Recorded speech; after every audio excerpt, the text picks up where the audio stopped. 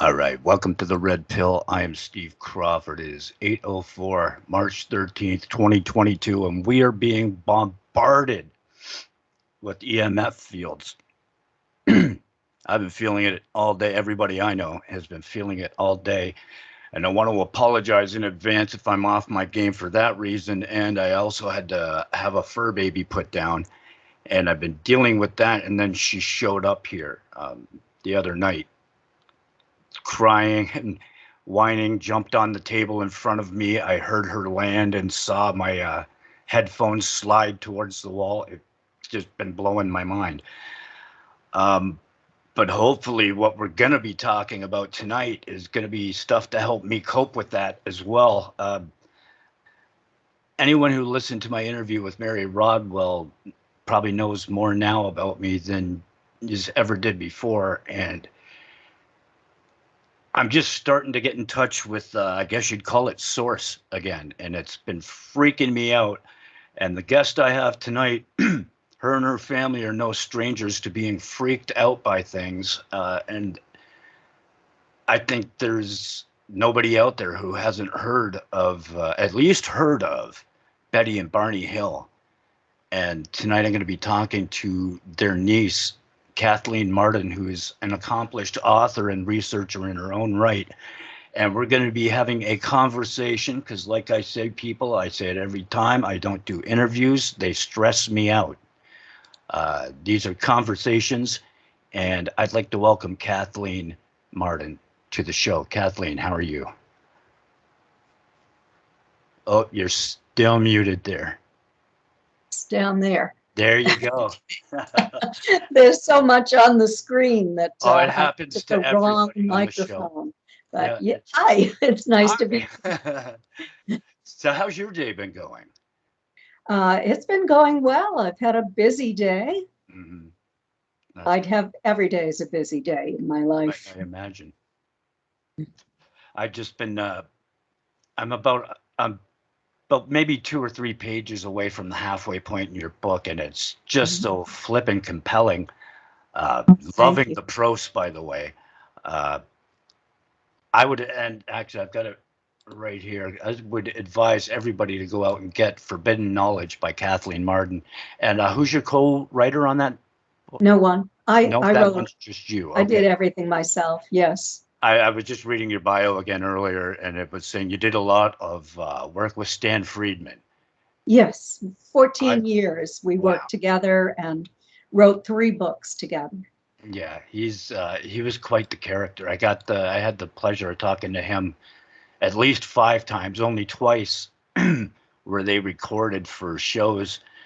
He was gonna do a video with me, and I guess you had seen him that just before he passed, right? You were at the same convention.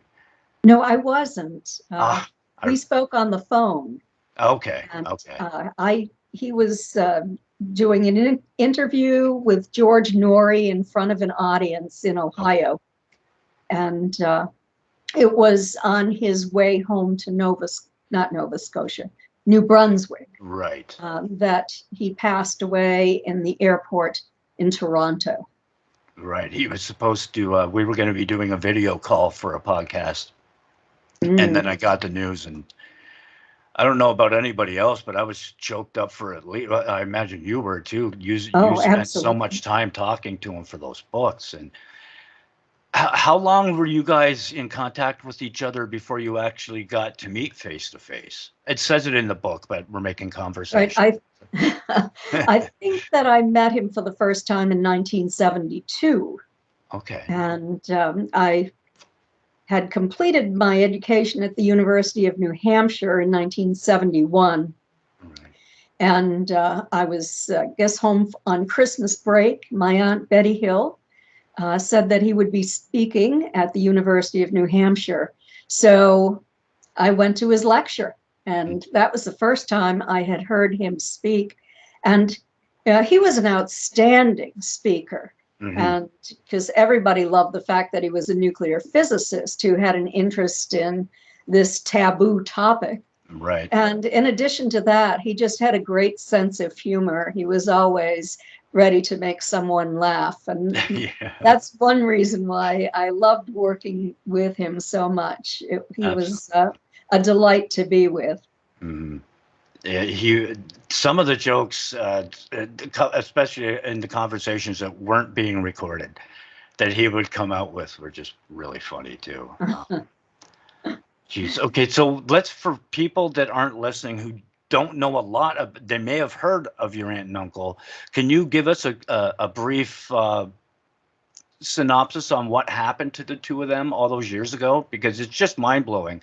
A lot of people would know about it from a movie. If you haven't seen the movie, look it up. James Earl Jones plays her uncle in it, and I believe he did a good job. Do you think they did any credit to that? It wasn't accurate, but they did a good acting job. Right. Estelle Parsons was a little off on Betty. Betty was much stronger person with a much better sense of self and self-esteem Right. than Estelle Parsons. Betty was brilliant and well-educated. And, so that there's a little difference. Recently, what is it? Discovery Plus, that channel put out, I had a major role in the documentary, but it's on Betty and Barney. It's really the best, most accurate documentary that I have ever seen, and I've been in many, but this one was accurate. So I was very appreciative of that. After You'll all these find it years. under Shock Docs. I'm sorry, go ahead. No, after all these years, yeah, that's fantastic. Yes. So to tell you, can you give the listeners a brief story of what happened? They were on their way, they were visiting family. I'll let you tell the story. Betty and Barney were from Portsmouth, New Hampshire, on the seacoast. It's only a 17-mile seacoast. So I had been to Niagara Falls that summer, and I was at home showing Betty and Barney pictures. They lived only 20 miles from my childhood home. I was 13 years old, and told them what a great time we had. And Barney said to Betty, "Have you ever been to Niagara Falls?" And she said she hadn't. And he said, "Well, do you think that you would like to go there someday?" And she said that she would like to go. So he then hatched a plan to surprise her with this vacation when she had a week off from her job as a social worker from the state of New Hampshire. Barney worked for the Boston Post Office. And so they went to Niagara Falls and spent the night there, and went on and spent the second night in Ontario. And from there, they headed up through Montreal, and they were going to spend a third night there. But Barney became lost and found himself on the edge of the city and on the right road that would take them back to New Hampshire. So that's how this occurred. Okay. They thought if they grew tired that night, they'd stop, but they had plenty of energy and knew that they could drive back to Portsmouth, New Hampshire without any problem. So as they were driving along at about 11 o'clock at night, they spotted a new light in the sky. And it was Betty who first spotted it, and it came in closer and closer and closer. And finally, she convinced Barney that he had to stop so they could get a look at this thing. Now, Barney was a confirmed skeptic, and Betty thought, well, maybe they were real. She thought it might be a satellite, and my family was out nights looking for satellites. So they stopped, they looked at it. It had erratic movement. They got back into the car, and then it started to pace their vehicle as they stopped a couple more times. Once was at what was called the Old Man of the Mountain. It was New Hampshire's state symbol, and it fell off the mountain in 2003. But it was 48 feet from forehead to chin, and they could detect that this craft was at least 1.5 times the 48 feet distance. So they noticed also that it appeared to be rotating and lighted on only one side.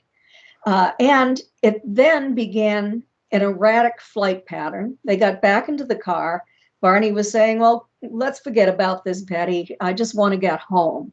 But Betty was curious still. So they left Franconia Notch, which is just a beautiful tourist section of New Hampshire, and entered the part of Lincoln, New Hampshire, where there are tourist attractions and hotels, motels, that sort of thing, cabins in those days. There are still some cabins there. And Betty wanted Barney to stop the car again, but he was looking for a place to pull over. She was becoming excited. And before he could find a place, the craft just came down very rapidly over the top of their vehicle. Barney had to stop the car right in the middle of the road in order to not be directly underneath it. And now it was about 200 feet above him. He opened the door and stepped out with the binoculars, and the craft now descended to even lower and moved to an adjacent field. He followed it into the field as it started to descend in his direction. It was now 100 feet away from him. And he's looking at it through the binoculars, and he sees what he said were figures dressed in shiny black uniforms, and that they were somehow not human. They were looking back at him. Suddenly, all but one turned to what appeared to be some kind of a panel on the wall. When their arms went up, little fin-like structures started to slide out from the craft, and something started to drop down from the bottom. He didn't know what it was. We know today that that is the carrier beam that takes people onto the craft, but he felt that there was a plan for him, and that was to capture him, quote, like a bug in a net, close quote. He pulled the binoculars away from his eyes so violently that he broke the leather strap and went running back to the car, screaming to Betty that they had to get out of there or they were going to be captured. Thus the name of the title of the book that I wrote with Stanton Friedman, Captured, the Betty and Barney Hill UFO Experience. So they went speeding down the highway. As Barney entered the car, he saw that this craft was heading in his direction. And within a few blocks, he and Betty heard a series of code-like buzzing sounds striking the trunk of the car. It caused the car to vibrate and for a tingling sensation to pass through their bodies, almost like electrical tingling.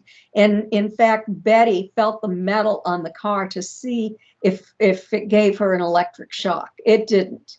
But the next thing they knew, they were 35 miles down the highway, and they had some vague memories of finding themselves on a different road, on a dirt road with tall trees all around, with a fiery orb that appeared to be sitting on the ground and a roadblock, but they didn't know precisely when or where that occurred. Now they're back on the highway, these 35 miles south, and Betty says to Barney, do you believe now that flying saucers are real? And Barney just said, don't be ridiculous, Betty, I could make that sound. They had a second series of those buzzing sounds. And so he stopped the car, he drove from one side of the road to the other, and he could not reproduce that sound. When they arrived home, there was physical evidence that something had occurred. Shiny spots on the trunk of the car that hadn't been there the day before. There was a magnetic field around them. Betty's dress was torn in several places at the top of the zipper. The lining was torn from waist to hemline. The hem was torn down on one side. The tops of Barney's best dress shoes were so deeply scraped that he had to buy new shoes. Their watches that were running perfectly fine that night had stopped running and never ran again. So there's so many mysteries, partial memory. Barney was plagued and haunted by this memory of these non-humans that he thought were going to capture him. He eventually developed bleeding ulcers. He was hospitalized. Wow. And this is what took Betty and Barney to Dr. Benjamin Simon.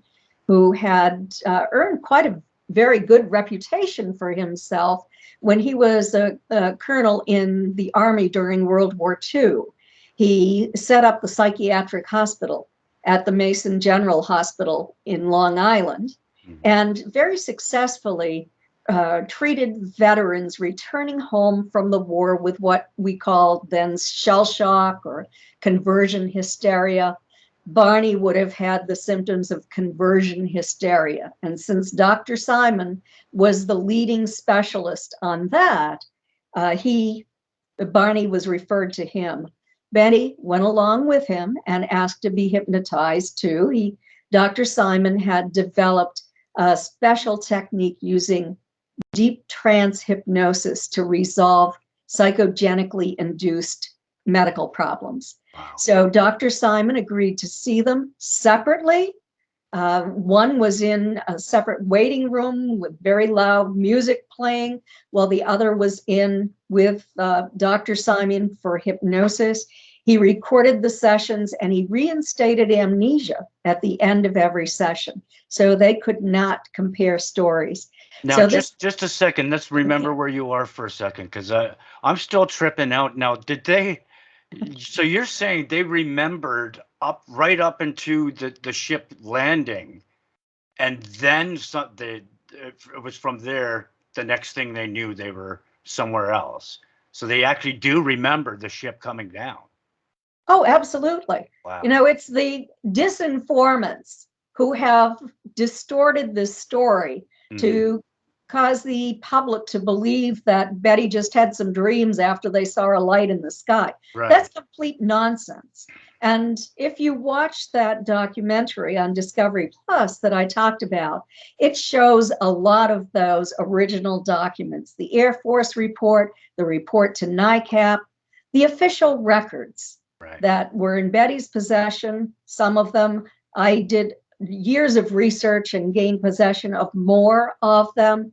And so, yeah, it really did happen. You'll also see it in my book, Captured. I have a lot of those documents right in the book. Fantastic. So listeners, get yourselves that book, Captured, and that's the one you wrote with Stan. Yes. And what's the name of the documentary again? It is on Shock Docs, and it's Betty and Barney Hill. I think it's called The First Abduction, something like that. That makes sense. That's very cool. Okay, so now we're back to the hypnosis. Yes. They I think you, before I interrupted you, you're saying he put the blinders back on. Okay, that's where we left off. So then what happened? Now I can guess why. Well, explain to listeners why he would put the memory block back in place. He put the memory block in place for two reasons. One was that both Betty and Barney, at certain times during their hypnosis where they were reliving what occurred, were so distressed that if they remembered that all at once, it could have caused greater trauma. Right. And Dr. Simon, being a psychiatrist, neuropsychiatrist, knew not to do that. Right. Another thing was because then he would have their separate stories, precisely what they said. And he was attempting to find a prosaic explanation for this. He didn't believe that it could even be possible. But for me, it was a goldmine because I was able to do a comparative analysis of their statements and vis-a-vis a series of dreams that Betty had had for 5 days in September of 1961. And all of that is in Captured, the book, the comparison of their statements, the ones that lined up, the ones that were the same but different from Benny's dream material. Mm-hmm. And you can actually, there are clips of it online of yes. some of the hypnosis sessions. So for anybody out there who's just rolling your eyes, really try to look those up. I'll see if I can't find one during the break and pop it up in the chat room. And to listeners, you can come down to www.revolution.radio, or www.freedomslips.com. Join in the chat so you can go to the nav bar, check out the archives. You can go to the store and buy something. We make a few bucks from each of those purchases. You can click the donate because we need your donations, or else we're going to end up losing our shirts trying to keep ourselves on the air. And you can also go to, I keep wanting to say Parler, but that's not the one. Those guys kicked me off when I was trying to sign into Parler. It blew me away. Patreon, that's it. You can become a patron on Patreon. Let's see, because I don't want you to give away too much. Well, actually, you know what? Screw it. There is a lot of stuff that I've heard about now, and this could be rumors, and you're the person to talk to. So Yes. that some people had said that Barney had seen otherworldly beings that appeared to be in uniform. Did he happen to say they seemed to look like Nazi uniforms? No, he didn't say that. He said they were dressed in black, shiny uniforms. Okay. But let me explain this, because there's a psychological explanation for this. Okay. And everybody's missing it unless they hear it from me. Right. But I have a background in psychiatric social work and psychology. I was also an educator. But Dr. Simon told Barney, this was hypnoanalysis for Barney. Dr. Simon told him that on anything that he remembered, he wanted him to compare it to something in his past that had the equal emotional impact on him. Mm-hmm. So, you know, Barney was in the Army during World War II. He enlisted 2 years before the war. Right. So Nazis were on his mind. And so when Barney was just out of his mind with terror, he said to Dr. Simon, he looks like a Nazi. He is a Nazi. Okay. That's not true. That's not what he or Betty ever described them like, but it was because of this being terrified of Nazis. Mm-hmm. And then having this level of terror again. Right. Because it seems like, and no offense to your uncle, it just seems like his psyche was a lot more fragile than your aunt's was. And she was better able to cope with what happened. And even drew that star map. Can you get into the star map a little bit? Because that's when my mind got blown. Because everybody was trying to debunk your aunt and uncle.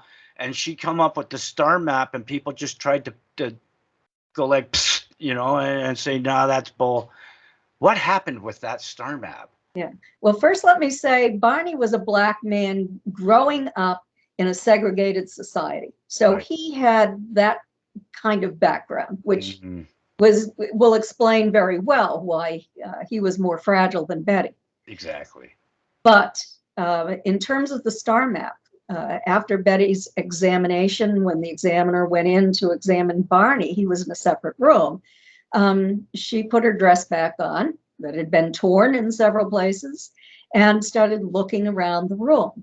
Now, she trusted the one that she called the leader. And so finally she said to him, well, I know you're not from around here. Where's your home port? And so he produced this 3-dimensional star map, and it had stars on it that were in the foreground, 2 nickel-sized stars or quarter-sized stars connected by 5 or 6 lines. And then there were several other stars connected by solid lines, some 1 line, some 2 lines. And then there were a few stars connected by just dotted lines. And she was made to understand the solid lines represented trade routes, whereas the dotted lines were expeditions. So Dr. Simon, under hypnosis, said to Betty, gave her the suggestion that if she could remember that accurately, and that if it didn't trouble her too much to do so, she should go home and try to draw it. So she did. Now, this is a 3-dimensional map she's trying to draw on a piece of paper.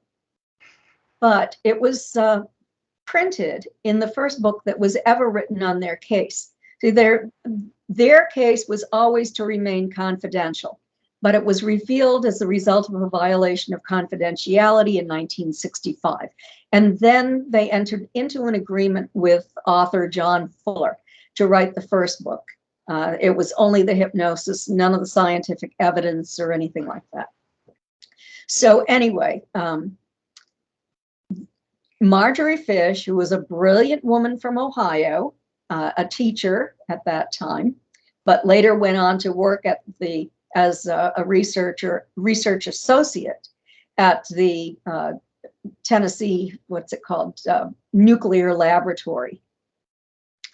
But so she saw that map and she thought that if maybe she could find it. Mm. If she did, she was an amateur astronomer. She had to go to the university and she had to, she couldn't take the catalogs out. She had to sit there and she had to hand copy all of the nearby star characteristics out 54 light years or 55 light years in every direction. Wow. Yeah, a lot of work. You know, the frequency of the star, the color of the star, the characteristics. And then she took all of that information home. Now, this is before computers. Mm-hmm. So she was building three-dimensional models. In all, she built 14. But on the first 13, she could not find a match. And she's going in every direction from the sun.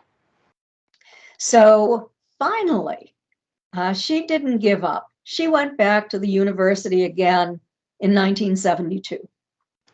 And there was a new catalog that had been published. And the good thing about this is that we had made scientific progress. We'd developed technology that had better distance data on the stars. And she took that better distance data and took it home, had built a 14th model, and lo and behold, there is a match. That's just mind-bending. And this is where Stanton Friedman came in, because you're going to be it's going to be more mind-bending when I tell you about those stars.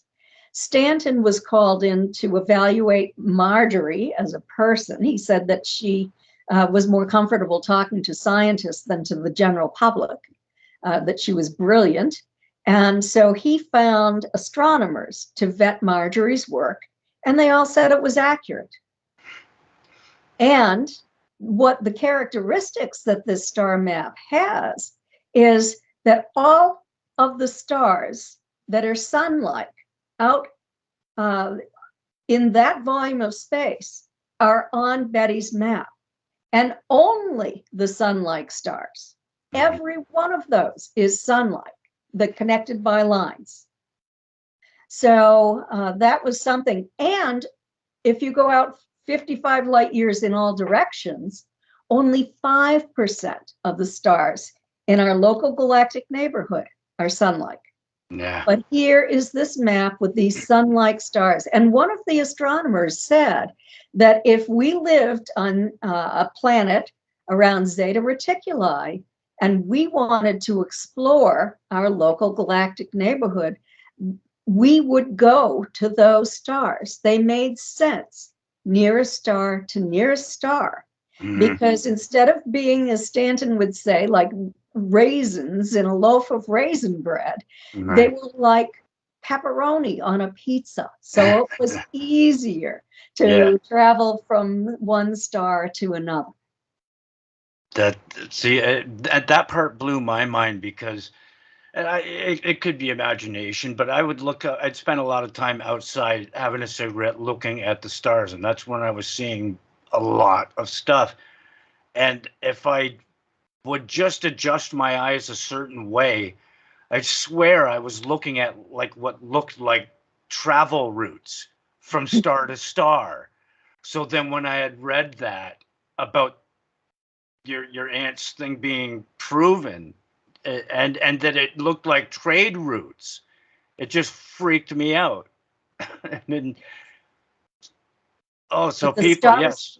Go ahead. No, go ahead, please. Okay, sorry. The stars on her map, Zeta Reticuli 1 and 2, are only visible from the southern hemisphere. And they're very faint stars. There's no way she could have possibly known about that.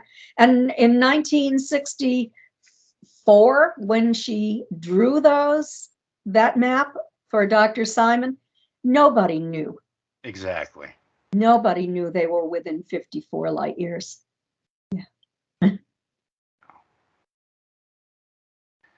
You also do regressions, hypnotic regression therapy? I do. Mm-hmm. And that's part of the book is you get into some of those cases. Would you be willing to discuss a couple of the cases that you just found were kind of mind bending and you're like, oh yeah, there's absolutely no doubt in your mind that this person at the very least believes every single thing that they're seeing and feeling? Okay, what book? Which one of my books? The The newest one? newest one's the only one I've had a chance to get into. Okay. Yeah, so I'm not positive which ones I talked about in the book, but let me tell you one of the most significant cases that I've ever investigated. Right, standouts to your mind. Yes, it is amazing. It's I haven't even written about it yet. Oh, nice. As far as I can remember, but Stanton Friedman had recommended 2 paranormal researchers to me. This was in 2015. And so they got in touch with me and they were attempting to find an experiencer who was certified, who it was no doubt in our mind that this person's experiences were real. And so they were well-educated, intelligent women, but paranormal researchers with great reputations in their field. And so I set up a meeting with Chris Bledsoe. I introduced Chris to them in North Carolina. Right. And he agreed to have them to his house to do their experiment. So they went out there, they set up all their equipment, Bell and Howell video camera in one part of the yard. They had a ghost box, they had a recorder, they had 35 millimeter cameras, you name it. They were well stocked with equipment. So they're out there at night. It's about 10 o'clock and they're looking for a craft. And Chris is trying to call in craft. Mm-hmm. He's a man who can actually call in orbs. Right. Chris Bledsoe's also a contactee for anybody who's wondering. Just type his name into YouTube and some stuff will come up for you. Yes. Verified by the government, by government officials. So Chris finally says, look, up there next to the moon, I think that's one coming in. And so Pam starts to ask questions and is trying to converse with these entities and capture this conversation on her ghost box. Mm-hmm. So she's doing this, and then the next thing they know, they find themselves standing up, reeling. They're sick to their stomachs. They're no longer holding the equipment in their hands. They look around. There it is underneath some shrubs. They take it. They pick up the camera, they go into the house, and Chris's wife is in there. And she says, where have you been? And Chris says, we've just been out in the yard. And she says, no, you weren't. I was looking for you. You weren't there. Wow. That's trippy. You know what time it is? It's 1 o'clock in the morning. Wow. And what time was it that she thought you guys were outside, or that they were outside? They were outside. Well, they went out at 10. 10. Okay, wow. And they disappeared probably at about 11.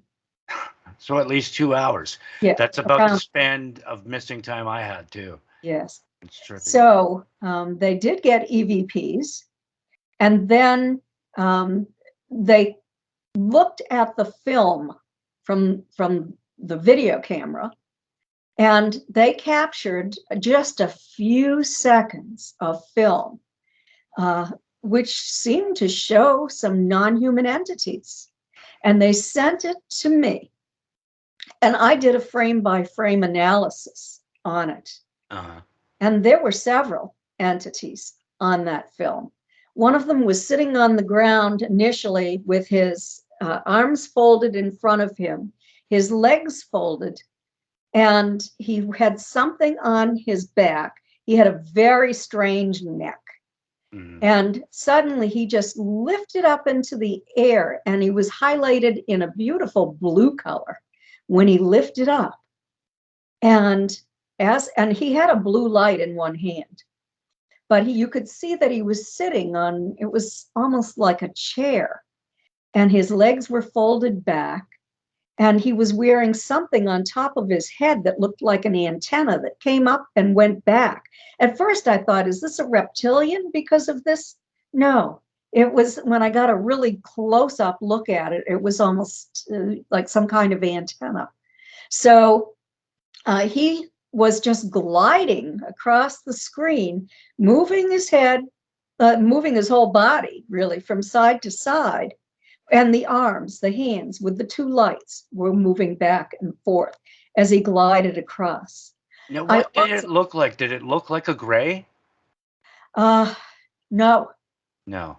No, it did not look like a gray. It looked, I'm not sure exactly what it looked like. Yeah, so you haven't seen anything like that dog. looks like what you saw. It had a dog face. What was that? Sorry, the long face? It had a dog face. A dog face? It looked like a dog face to me. That is trippy. Yes, absolutely. With kind of a long bent neck that came around. And then there was one that looked like a fairy. She came out on an indigo colored beam of light and appeared to just pop out of that. She wasn't completely solid at that point. And then she's dropping down toward the ground. She's holding a wand in one hand, and she has these big feet with points on the ends of these, like slippers. You're playing with me now, aren't you? What? Are you playing with me? This is so weird. I'm going to be showing this at my speaking engagement. Good. You still have the photographs? Oh, yes, absolutely. Nice. I have the video and I have the photographs, and they're in my PowerPoint presentation that I'm going to be giving. Wow. You know what? Nothing would shock me to find out that Tinkerbell's real. That just would not surprise me at all. Yeah, that was amazing. And then there were also these mantis type entities. There was one who was sitting in a tree, and you could see that triangular face and the hands that are like mittens. Let me make it like this. Right. And then there was another one who came close up to the camera, who was dressed in black, had like accordion type arms, and some kind of headgear. So you could only see a little part of the face, but it looked like a human. And she saw Pam was taken to the part of the craft where there were these human types working. And so, okay, they have all of this. Pam has trauma because she thinks that has been taken onto a craft and treated like a lab rat, which did not happen at all. But, you know, when a person has studied about alien abduction, that's the first thing that anyone thinks. Right. So I ended up working with Pam and Ashley under hypnosis, and I interviewed Chris Bledsoe. I still need to get up to his property, but I haven't been able to because of COVID. Right. So anyway, I hypnotized Pam and Ashley a year apart, and they had not talked to each other. Even they were mother and stepdaughter, actually. But this event caused a separation between the two.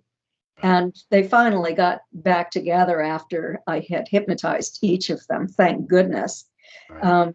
but they had been arguing about Pam recalling humans and Ashley recalling praying mantis types. And I said, look, they can work together on the same craft. It doesn't have to be just one type or the other.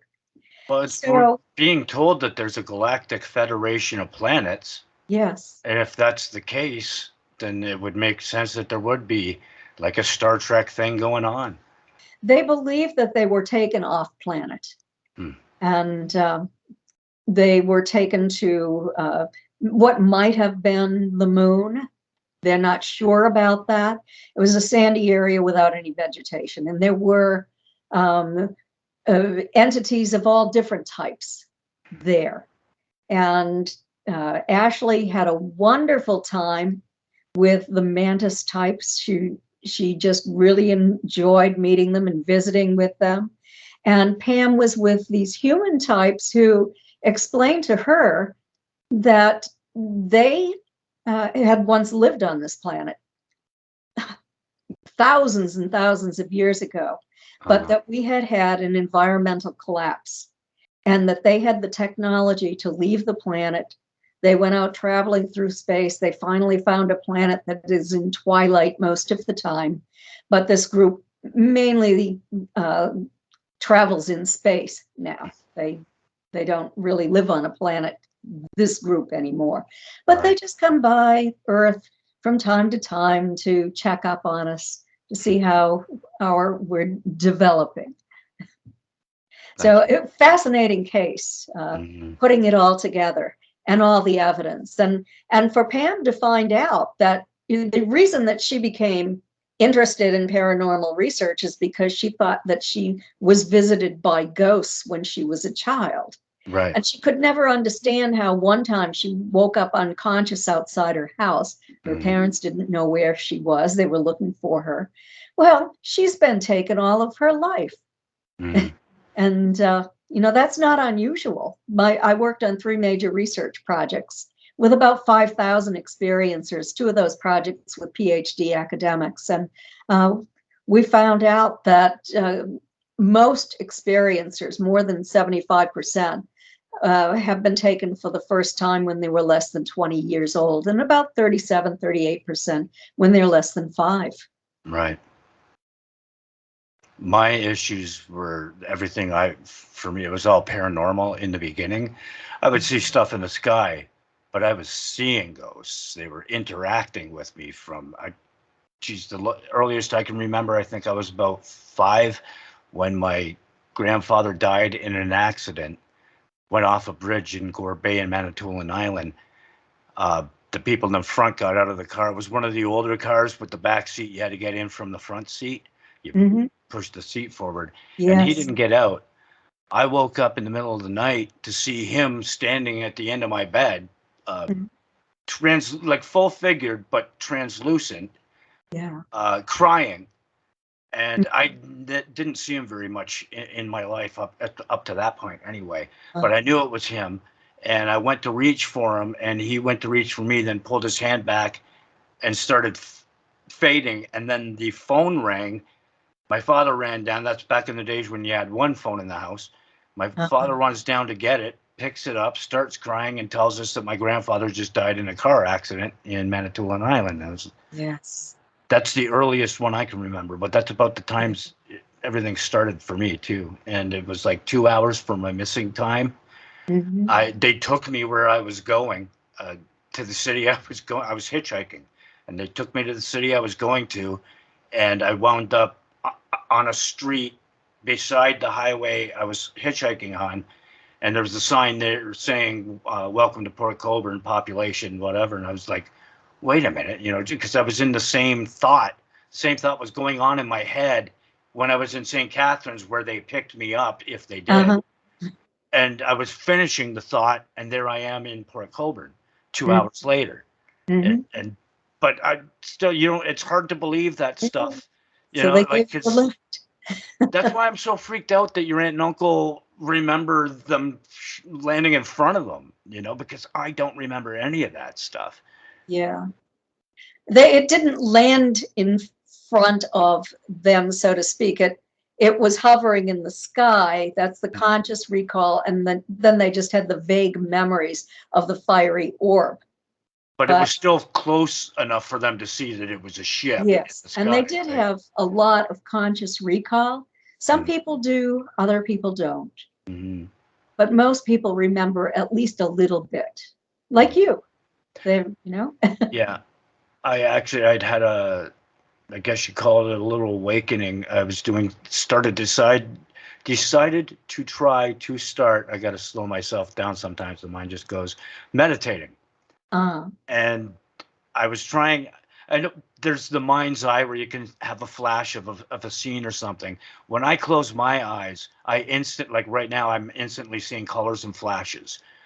I want to be able to see things on the back of my eyes. And I figured if I can do that, then maybe it is real. I started with Sean Morton. David Morton is a host here at the station. He hasn't been for a while. He was in jail over taxes, I believe, failure to pay taxes. And he almost died in there, and his health was really bad. So I decided to try to send him some healing energy. And as I was doing it, I wanted to see his face form in those lights that I see when I close my eyes. It took about 10 minutes, but it actually worked. And then the second it did, all kinds of people broke through and were just like the biggest smiles I've ever seen. One was a guy with dark skin, dark hair, white suit. He was kind of profile looking at me, and with the, I'm not gay, but he had a beautiful smile.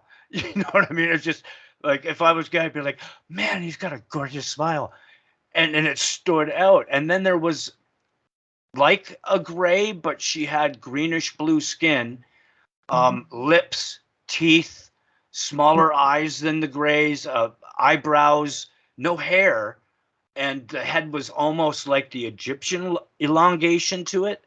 And this one, I think I'm related to because she just seems so friggin' happy and proud. Like, the feeling when you're there, the feeling of love and acceptance, it overwhelmed me. I started crying like a child. I couldn't help it. And it still stands out to me. I haven't been able to get back to that place. There's a lot of, as I'm sure you know, there's a lot of negative stuff in the air these days, especially with the war. And it's like they're dangling keys to keep us being able to connect with source. That's what I'm finding anyway. And what I ask people to do is just please meditate. You can go to my website at kathleen-marden.com and look under essays on contact. There's something on there on two articles actually on how to counteract negative energy. But to meditate, do a chakra meditation, the words, or you can just go to YouTube and look for a guided chakra meditation with consciousness raising or vibration raising music. It's really, really important because it's particularly important at this time when there is negativity to counteract that with positivity. So, I mean, when you do that, things will get better. I mean, they have proved this in a laboratory with houseplants where they have two plants, they're exactly the same. Yes. And you give one of them just negativity and it dies, and you give one of them love and happiness and it grows and flourishes. Yeah. Absolutely, and you'll see the people meditating around it even to help with the energy boost.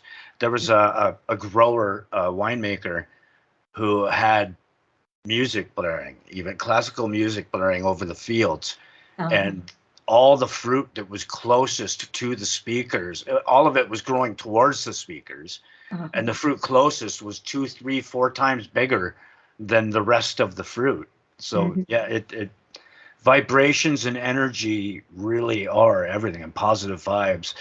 They even there was those scientific experiments with just water under magnification, how beautiful it can look depending on your intention, right? And yes, absolutely. I'm trying to wrap my brain around that stuff because I have been so programmed to not believe that stuff, Oh, yes. Yeah.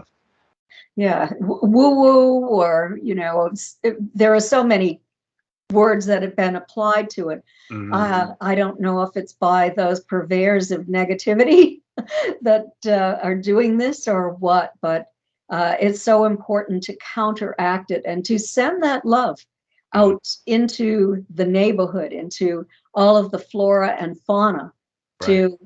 to raise the vibration of this planet, because the ETs say that their main concern about us is that our technological development is not equal to our spiritual growth. Right. It's out of sync. And Right. when this happens, it can lead to the disintegration of all of the species on Earth. They use the word disintegration, that's why I use it. But the destruction of everything on the planet, they don't want to see that happen. And I certainly don't want to see that happen. I'm sure that none of us do. Right. So what we have to do is to try to put positive energy. If we all work together, it's going to happen. Mm-hmm. It's a matter of being able to stay in that positive mindset. And that's why it's genius with everything that they're doing to keep us from staying in that mindset. The story on the news changes so quickly from thing to thing. Once one starts to break down and people are alerting themselves to what's going on, here comes the war in Russia to throw you off guard again. And it's like, wow. We're about to go to a break soon. Did you want to stick around for the second hour? Oh, sure. I'm enjoying the conversation, so absolutely. Anybody listening on all the platforms, we're on iTunes as well, and Shoutcast, Winamp, TalkStream Live is a big one. Tune In is a good one. Or you can come down to revolution.radio or freedomslips.com. And like I said earlier, you can click on the archive and schedule. If you're new to the area, you want to are new to the site and you want to figure out who you like, hit the archive, play a few minutes of each show. When one jumps at you, grab it, and then check the schedule to see when they're doing their live stuff. I figured we got about maybe 20 to, I'm trying to time this right. It goes to like at about 8:57 our time they start. And this is the longest minute that I've ever encountered. There we go. 8:57. We will be back. You have 5 minutes sunshine to go grab a coffee or whatever you want to do. All right, we are back. This is the Red Pill. I'm Steve Crawford. That was Judas Priest, Electric Eye. Love that song, the content. See, I mean, I was doomed from the beginning, Kathleen, because I grew up listening onto all those songs that talked about UFOs and conspiracies and all that stuff. And it just blew my mind that so many people were willing to just listen to the talking heads on TV. Anyway, I digress. I would like to get into your personal experiences. Your mother also had experiences. We know that it does tend to be multi-generational, and because a lot of people would be like, well, she's her niece, but what experience does she have? So let's get into that. It is, in our studies, multi-generational in at least 60% of the experiencers. That means they are aware of other family members who have been taken. Right. So my mother actually had a UFO sighting before Betty's and Barney's. Hers was in 1958.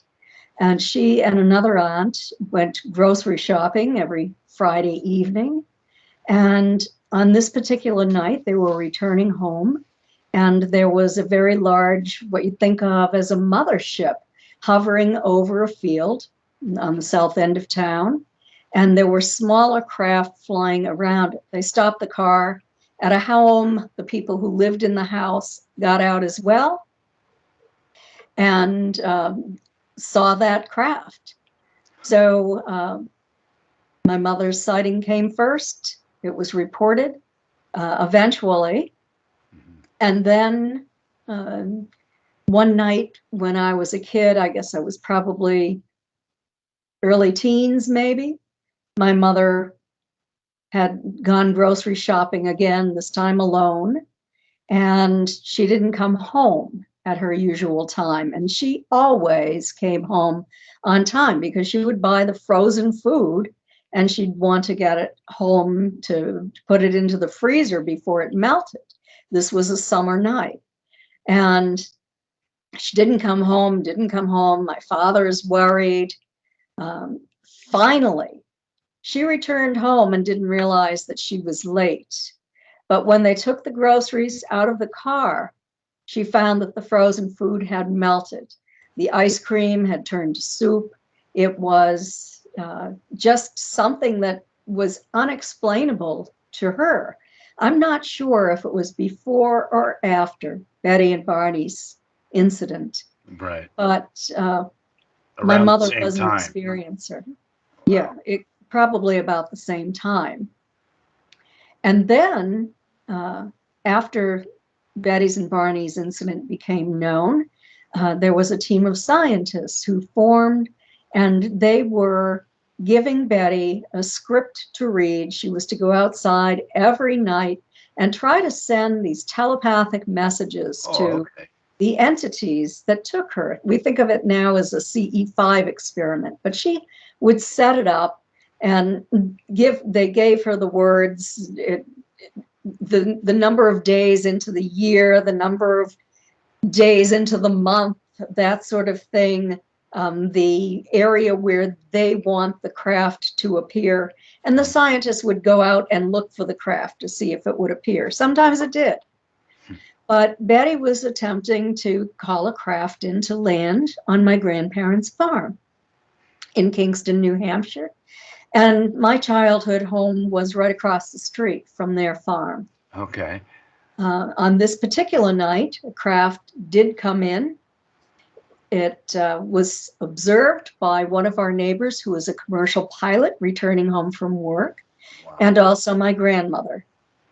And what we never told anyone is that my mother and I remembered finding ourselves on a craft. I think it was that night. I can't be certain that it was, because it happened. There was some evidence on my body that indicated something had happened. Plus, I had that memory that I held that it was so terrifying to me as a 17-year-old girl when this happened, and I couldn't let go of it. I knew I was in a room on some kind of medical gurney. There were what I didn't know what they were surrounding me, because I somehow blocked out what they looked like. And somehow I tried to convince myself that I had to have some type of surgery, and my mother didn't want to frighten me. So I was having that surgery in my own home, and a medical team came in the middle of the night to conduct this surgery. Now, that's as ridiculous as the idea that I was taken to craft. So eventually, in an abreaction, I did remember what they looked like. I remembered their faces and what they were doing. So I remembered that. They did tell me that they needed to take tissue samples from my body because they were checking for the levels of toxicity. Right. That's yes. And I didn't understand why in that time frame, but I do know why now, because I lived just downstream from what ended up being a Superfund site. It was a barrel factory that polluted the stream, the water, the lake. They claimed it didn't pollute any of our wells. If it polluted everything else, I think but it our skipped water, your water as well. And I know that when I went back to visit my mother after I'd grown up and had children, I discovered that all of the children born on that street had some kind of learning disability or attention deficit disorder. Right. So there were neurotoxins there. Absolutely. Yeah. I also grew up about 20 miles away from a nuclear base, Air Force Base. Keys Air Force Base was a nuclear base. So, you know, it makes sense that they were concerned about toxicity in our bodies, especially with the above ground nuclear testing that was going on in that time frame, that dumped radiation on the fields where the cattle grazed and transferred into our bodies through milk. Showed how much the military cared about the health and welfare of the American people. I don't know if they knew the damage they were doing or not. I really don't know, but they learned early on that these UFOs were going to be around when they did above ground nuclear testing, because UFOs would come through every time. The scientists would see them. And initially, they wondered if they were actually just some kind of fallout related to the nuclear detonation. Right. And, you know, it probably was in 1954 when, and I wrote about it in great detail in Forbidden Knowledge. Right. So what happened in 1954 is that this Galactic Council met with officials from the US government and the Canadian government. I have the archival record, the letters. I heard about Admiral Herbert Knowles from my Aunt Betty Hill, and about how he was friendly with Wilbert Smith, who was a brilliant engineer for the Canadian government, but he was also their UFO guy. And they were doing this experiment. It went out to the FBI, the CIA, the Air Force, and the Navy. Now, is that in this book? Because that's where I'm just at that spot now. Yes, so you'll read about this. I'm about to read about it. Awesome. So I'm not going to give a great deal of detail because I don't want to spoil the book, it for our readers. But what these ETs were saying is that with the detonation of nuclear weapons, it tore into the fabric of space between the dimensions, and it caused damage into other dimensions. They said that it was very dangerous to move between the dimensions and out into our dimension, but it was necessary. So that was one of their major concerns. Have they said anything about CERN, to your knowledge? Just about the portal that was opened at CERN. You'll read about that. I talk about an experiment that a team of researchers and I did with a man who, like Francis Swann in 1954, speaks with a council of entities, non-human entities. And we, as researchers, attempted to find scientific evidence that this was really happening, or to say it wasn't happening. Well, we ended up being convinced that it was.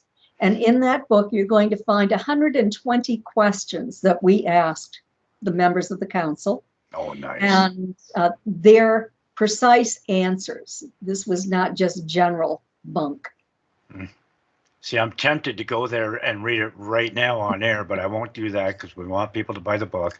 But as soon as we're done, I'm going to get right back to the book, because I'm trying to identify the beings that I saw in my meditation, because that's never happened to me before, and it was paradigm shifting. And I have yet, well, I've seen the dark-skinned guy with the dark hair. Think of like Antonio Banderas in a white spacesuit.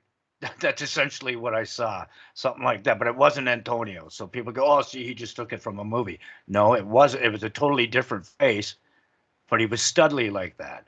And the female one is just the one with the lips and the teeth. It's blowing my mind.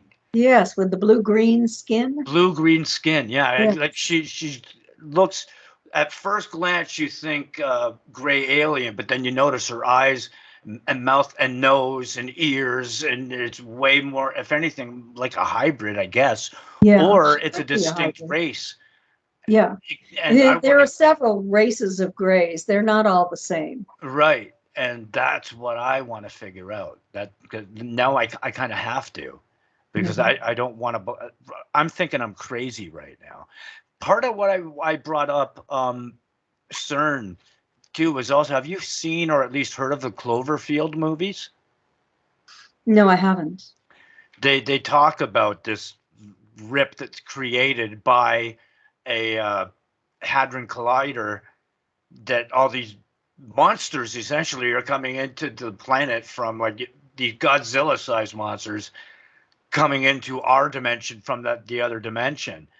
And that's that's, as silly as it sounds, that's one of my fears. As soon as I heard of CERN, I'm like, it's not going to be like on the TV show Flash, where they have their hadron collider and everybody gets superpowers. It's not going to be cool like that if that thing explodes, you know? Are you aware of what's been going on at the Skinwalker Ranch in Utah? Yes. Okay. Yes.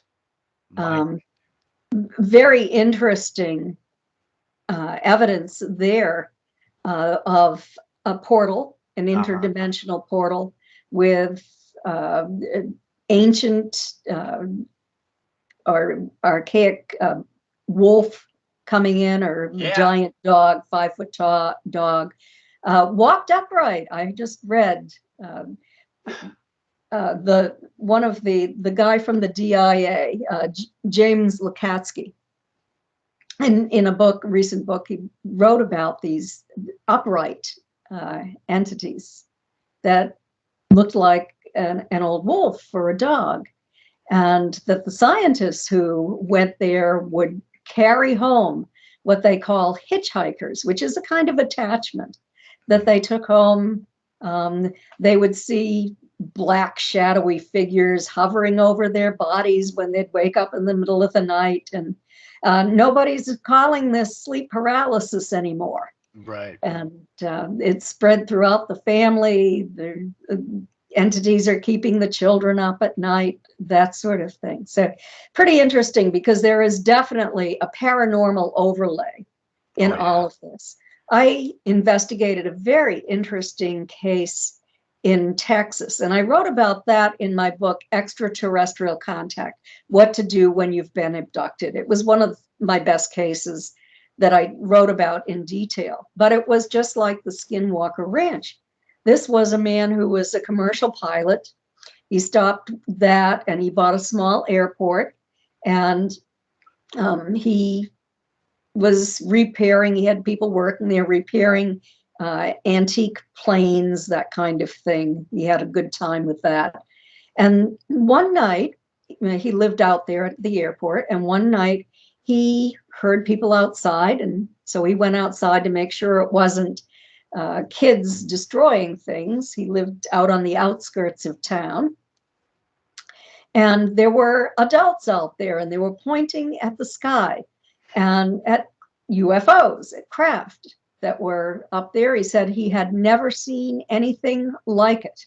And this is a guy who's been trained to identify things in the sky. Right. So he became hooked, and he was decided that he was going to try to call them in so that he could just sit down at a table with them and have a discussion about why they're here. He knew nothing about ETs and UFOs. He'd never had an interest in this before.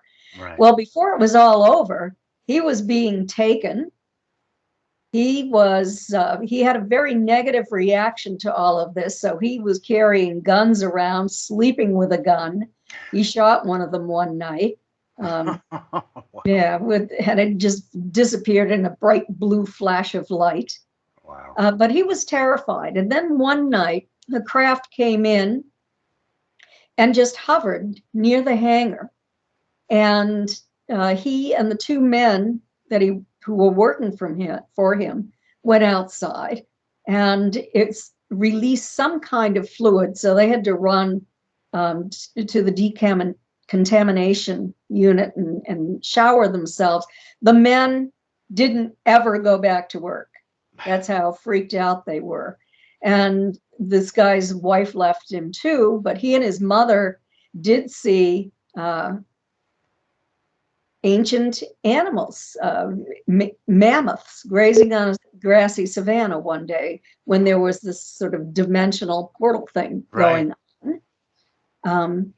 All kinds of things, positive entities, negative entities. I have a photograph he took of what appeared to be, it might be, I can't say for certain, but I think it might be a mantis type. But the top of its head had like a heart shape. So I'm not sure if it was one of the frog types or if it was a mantis type, but it hadn't fully materialized yet. See, the one I had seen that I think you're talking about, the black creature that was upright in that, to me, I got the vibe it was panther-like, and then Lyran popped into my head. Oh. I don't know why. That could just be a random thought, but for some reason, Lyran, and I've just started learning about Lyrans. I'm allegedly one. That's what I'm finding out. Mary Rodwell is going to do a regression on me. I was telling her my story, and she thinks it could be helpful just for my peace of mind. What did I make this stuff up myself? Was it a really cool dream, or did it happen? You know? Yes. Yeah. So yeah, that will be a good thing to do. And a lot of people believe that there are many, many entities who are here now, that they've discovered our planet, and we're sort of like an alien zoo in a sense. Yeah, I was saying that to Stan, actually. It's like we're a people aquarium for these people. And he's like, yeah, it's like we're I can't remember the name. He came up with a TV show name too. It was pretty funny. But yeah, we're talking about how they must just look at us, because I look at us and shake my head when I see the stuff we're doing here, let alone what these poor people and creatures must think of what we're doing, because we're obviously not realizing the depth of the damage being done to these dimensions. A lot of people won't even believe in dimensions. Right. They see everything. That's the thing you were talking about with the paranormal. Science doesn't account for the paranormal. And that's why we don't understand. So, and we're just starting to get scientists. Stan was one of the first to acknowledge there may be a supernatural or a paranormal element to this stuff. With your family's case is what really started to bring it to light too. So when they start to take the supernatural and paranormal serious, it's going to account for so many of the things that people just dismiss as imagination. Yes, absolutely. And I'm so pleased that government scientists are studying all of this now, because there definitely is a paranormal overlay. And Dr. Claude Swanson is a brilliant man, and he's a physicist who has written a very thick book that explains the paranormal in terms of physics. I have that book, and very, very interesting. So there are other scientists who do not work for the government who have looked into all of this as well, and have a great deal more knowledge than the government has. So if you could send me the name of that book later, and that would be fantastic, because I'd really like to check that out. And I have memory issues, so I'll end up forgetting. Geez, let's see. That's not a question that's going to work, and I already asked that one. The Knowles and Smith page. Can you get into a little bit of what they were saying? Because I'm just into that first little bit. So if you could discuss that first little bit of who Knowles and Smith are again, for just to refresh my memory. Sure. Well, Admiral Knowles was actually a rear admiral, but we called him Admiral Knowles. Okay. He was a retired Navy admiral. He'd been the commander of a submarine during World War II. Was highly decorated. He had graduated from West Point, really intelligent, well-educated man. And when he retired to Eliot, Maine, with his wife, Helen, he started to look into, I think he'd already looked into UFOs, but I think that he more deeply, he had the time to do that now. And he actually was on the board of directors of the National Investigations Committee on Aerial Phenomena as well. My aunt and uncle were invited to have lunch, a luncheon brunch at his home, and they were apprehensive about going, but they went anyway and were really amazed because officials from the Canadian government were there, as well as military officers, and they had a piece of metal from a crashed UFO, and my aunt was delighted because they knew that her case was real, and that, you know, there were so many people who I think were federal employees who were disinformants regarding that case. Was it admitted to her at that get together that they thought that they said, yes, we believe your case is real? Did they actually say that to them? Yes, yeah. Well, wow. Admiral Knowles, yes, absolutely. They knew that their case was real. That is so cool. And one scientist actually said to Betty something about that they knew in that time frame that these entities had the ability to be high up in the air, but to see humans on the ground, to see things on the ground. I mean, we eventually developed that technology, but this was reported way back in time. So Admiral Knowles and Wilbert Smith met probably before 1954, but Betty and Barney didn't meet with Admiral Knowles until 1964, probably. Right. So did you get to talk to them directly for any of your books, or were they passed by that time? They had passed away. Yeah. Wilbert Smith died in 1962. Oh, okay. Cancer. He died fairly young. And Admiral Knowles lived to be a ripe old age, but I started to look for him after my Aunt Betty passed in 2004. And couldn't find him or Helen, but I eventually found their granddaughter because I had just put out publicly that I was looking for a family member. And she brought me the thick packet of information and letters about the case and the messages that Frances Swann had been given. Well, what happened is Frances Swann was a woman who lived in that town, active in community affairs. She was followed home by a UFO one night when she was returning home from decorating the town hall for an event. Okay. And then things started to appear to her in her home. These tall human types would materialize. Jesus materialized. So there were different entities that were materializing and giving her information. And she started to have downloads of information all times of the day and night. She wasn't able to sleep. She was up writing all of this down. She finally worked out a plan where she agreed to speak with them 3 times a day. They could give her information. She took that thick packet of information to Admiral Knowles, and he read it, and he realized that the scientific information in that packet was far beyond Frances Swann's level of education or understanding. And so he passed it on to Margaret Chase Smith, who was a U.S. Senator from Maine. And from there, it went to Dwight Eisenhower. And that's when the FBI, the CIA, the Air Force, and the Navy became involved. I have the FBI documents on it, a couple of documents that I show when I speak on that case, which I'll probably also be doing some conferences this year. So the government became very interested in it. In a letter that Helen Knowles wrote to my Aunt Betty Hill, she recalled how the top brass from Washington went up to spend the weekend with them. And when they realized that Francis Swann was not receiving this information through conventional means, they turned around and went home.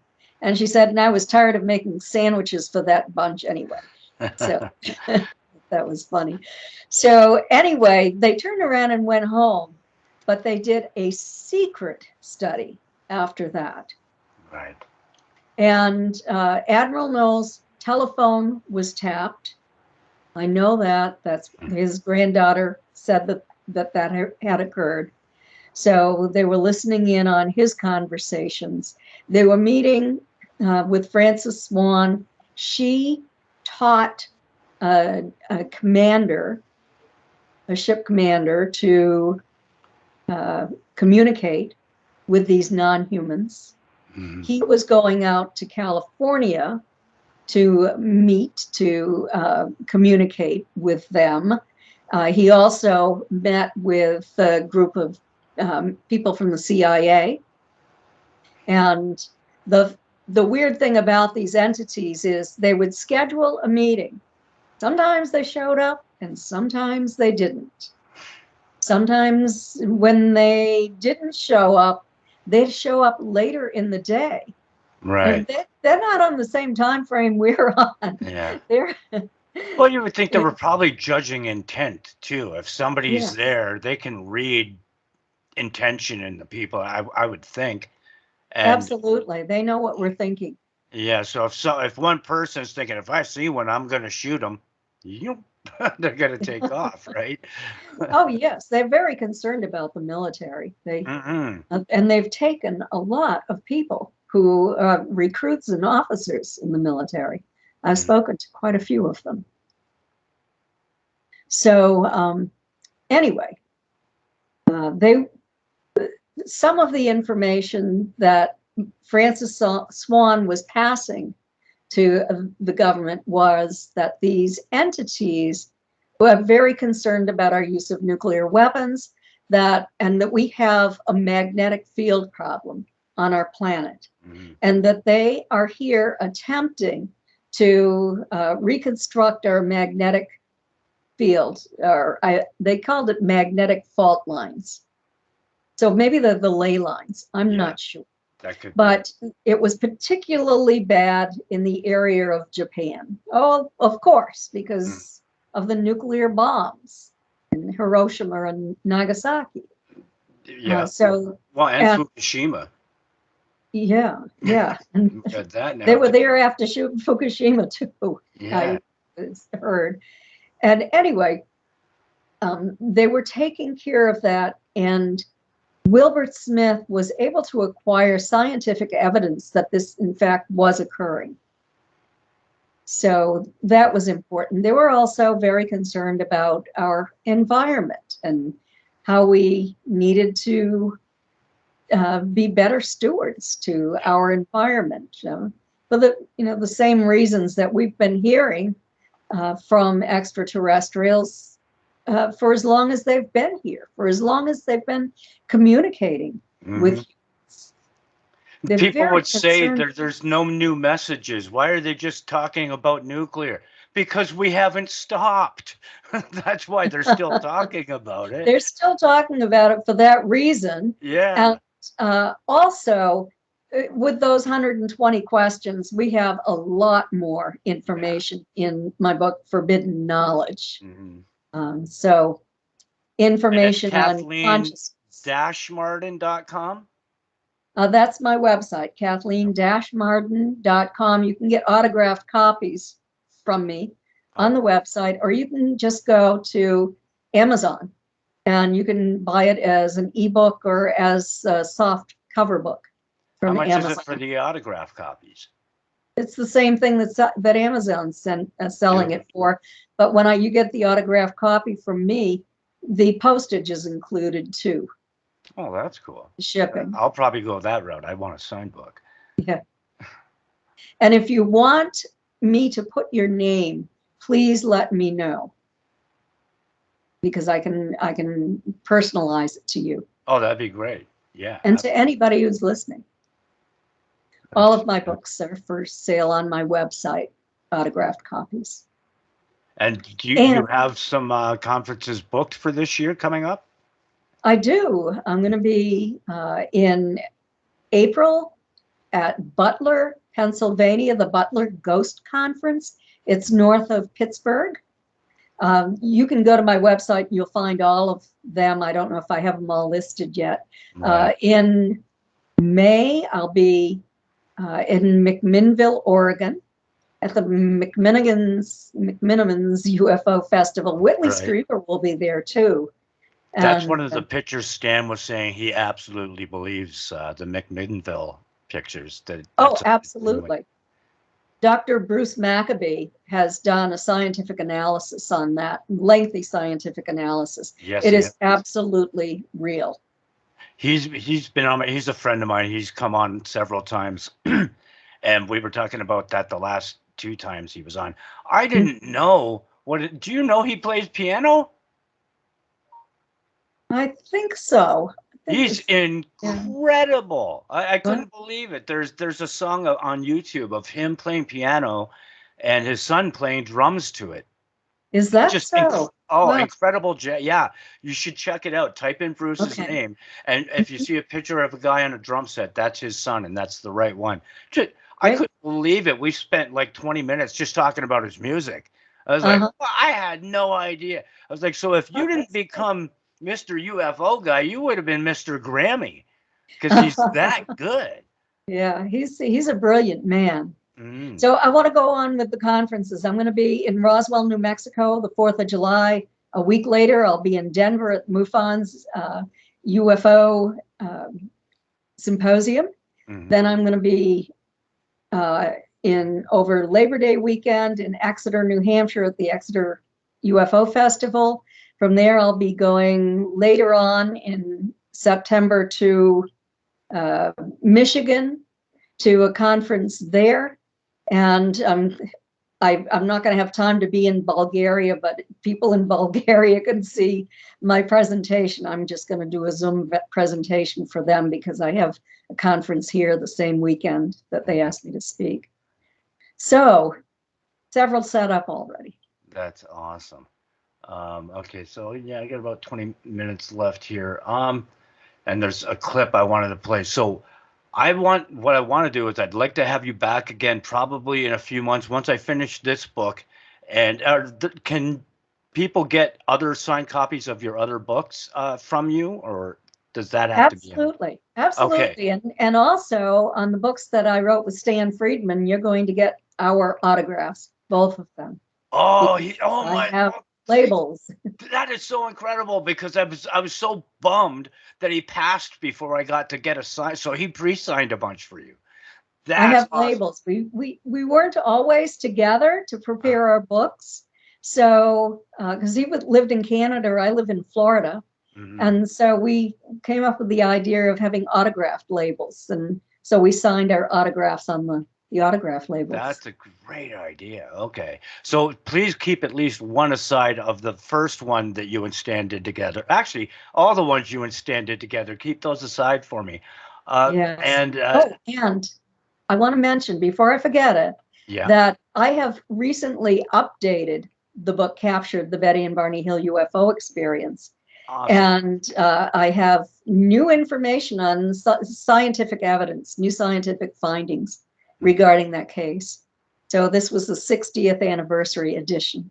That's incredible. And there's going to be a video up. I'll let you know when it's done. I'll be editing it tomorrow for this show. So you'll be able to check that out on YouTube, my YouTube and Rumble channels, and probably BitChute as well, if it's working properly.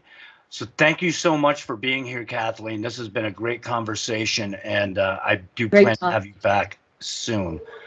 We are going to take a quick musical interlude and play my favorite song, the Illuminati song. You're welcome to, actually, I better do a reshare. You're welcome to watch it and laugh your butt off at it, because it's a funny song. Don't want to click that one. There we go. Share screen. And I can't remember. After the song, I'll say the name of the guys. I keep forgetting to say that. So this is the Illuminati song. I've been here with Kathleen Marden. Have a great night, Kathleen. I'll talk to you soon.